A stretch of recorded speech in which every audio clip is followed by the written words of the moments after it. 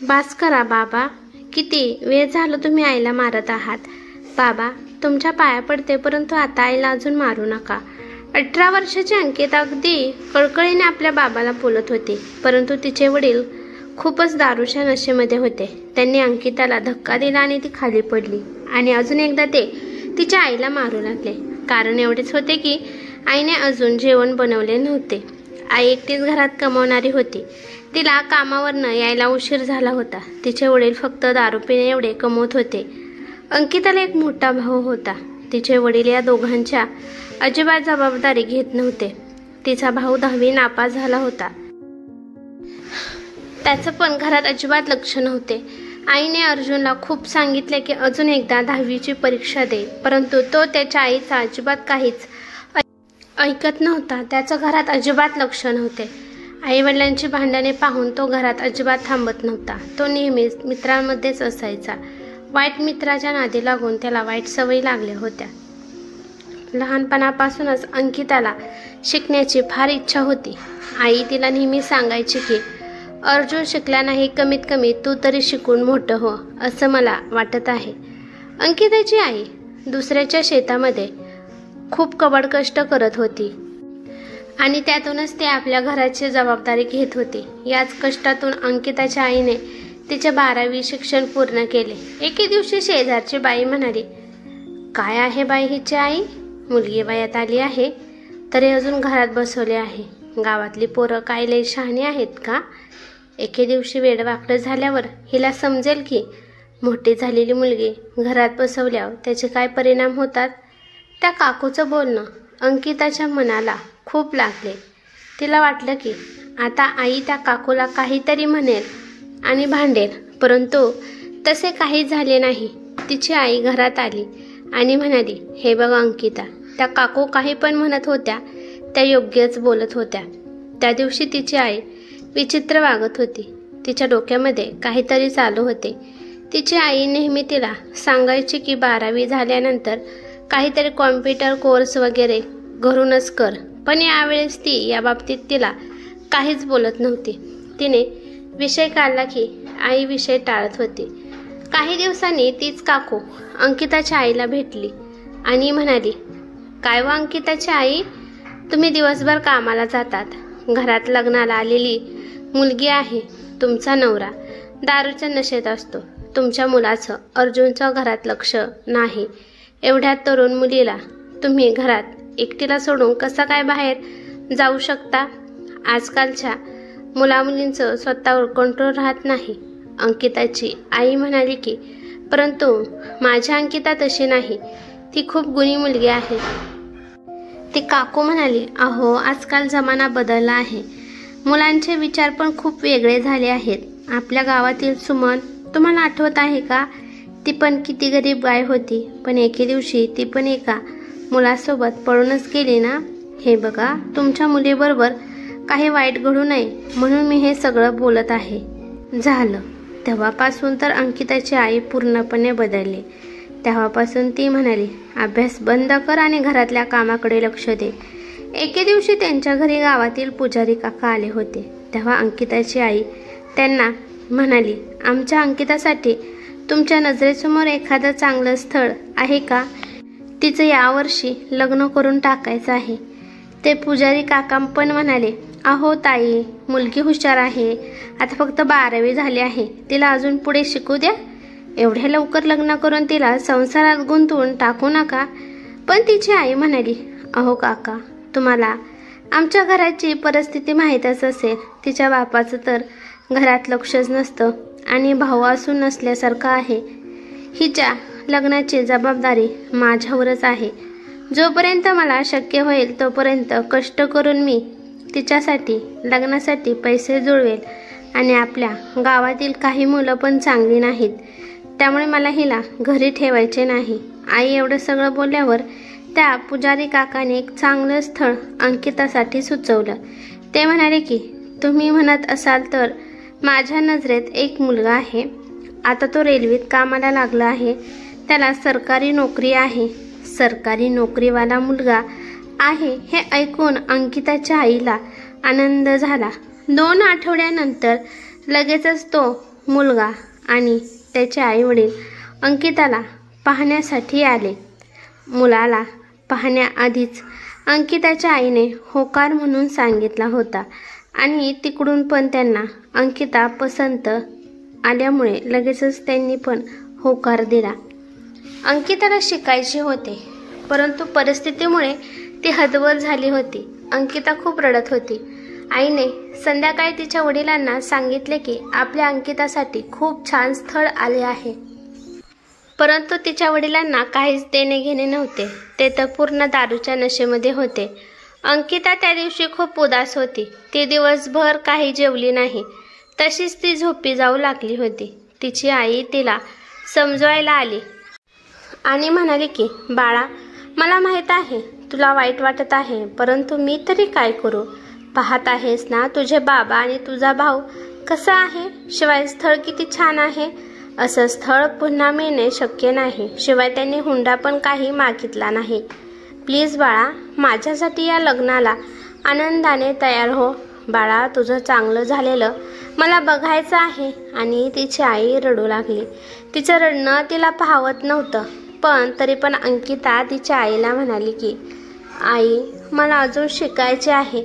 तिची आई म्हणाली, हो ग बाळा, मला समजत आहे, परंतु विचार कर, मुलगा चांगला आहे, चांगलं घरदार आहे, त्यानंतर तुझं चांगलं होणार आहे. अंकिता तिच्या आईच्या गळ्यात पडून खूप रडली.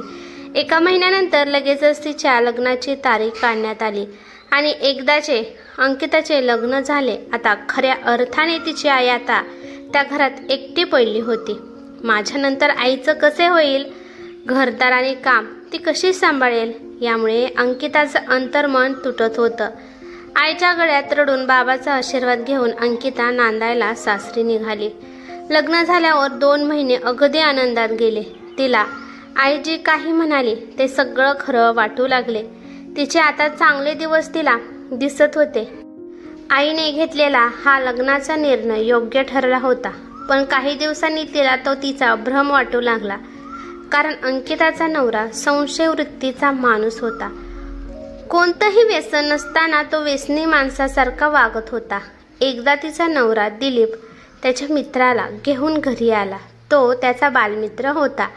चहा पिऊन झाल्यावर तो निघालाच होता, परंतु त्याने त्याला जेवणासाठी थांबवले.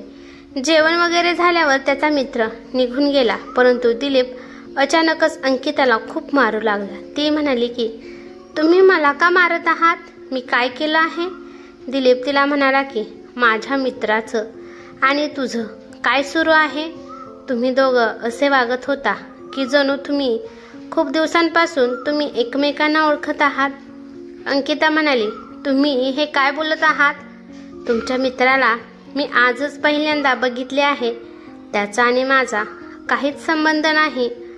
अंकिता म्हणाली, हे बघा, मला मारू नका, माझ्या पोटात बाळ आहे. तरी पण त्याने तिचं काहीच ऐकलं नाही आणि तो तिला मारतच राहिला.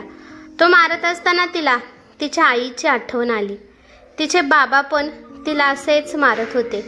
मारून तिच्या नवऱ्याने राग बाहेर काढला, परंतु बिचारी वेदनेने तडफडू लागली. त्यानंतर तिचा नवरा भाजीवाला, फळवाला, दुकानवाला, दूधवाला, एवढेच नाही तर डॉक्टर एवढ्या माणसासोबत जरी बोलताना ती दिसली तरी तो तिच्यावर संशय घेत होता. हळूहळू अंकिताला या गोष्टीचा मानसिक त्रास होऊ लागला. माहेरी सांगणं पण अवघड होतं, कारण आईला आधीच त्रास होता. त्यातून तिने जर त्रास सांगितला तर तिची आई जास्तच दुःखी होईल हे तिला समजत होतं. नवरा बायकोचे एवढे भांडण झाले तरी तिची सासू भांडण सोडवायला अजिबात येत नव्हती. एकदा अंकिता हिम्मत करून म्हणाली, सासूबाई, मला दिवस गेले आहेत तरी यांनी मला मारतात, तरी पण तुम्ही मला वाचवण्यासाठी काय येत नाही? हे विनाकारण मला मारत असतात. त्याच्यावर तिची सासू तिला काहीच म्हणाली नाही. ती तेथून निघून गेली. आपली सून गरोदर आहे या बातमीमुळे तिच्या सासूला अजिबात आनंद झाला नाही. नवऱ्याच्या संशय स्वभावामुळे त्याने तिला डिलिव्हरीला सुद्धा माहेरी पाठवले नाही. अंकिताला पहिली मुलगी झाली. बाळपणाचा सगळा खर्च तिच्याच आईने केला.